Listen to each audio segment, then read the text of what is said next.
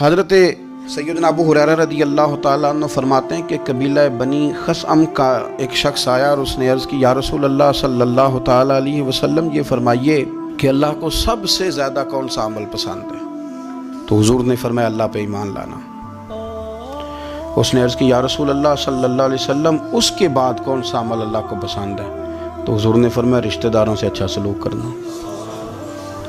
پہلے نمبر پہ فرمایا اللہ اور اس کے رسول پر ایمان لانا، اور دوسرے نمبر پہ فرمایا رشتہ داروں سے اچھا سلوک کرنا۔ تو اس نے عرض کی، حضور پھر؟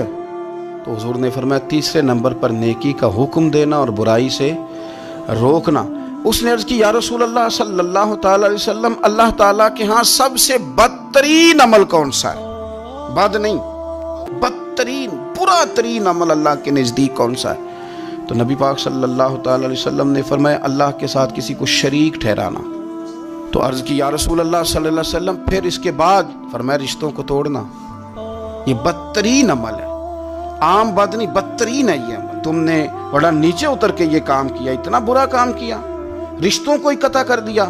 اس نے عرض کی، یا رسول اللہ، اس کے بعد؟ فرمایا برے کاموں کی رغبت دینا اور نیکیوں سے لوگوں کو روکنا، یہ بھی بدترین عمل ہے۔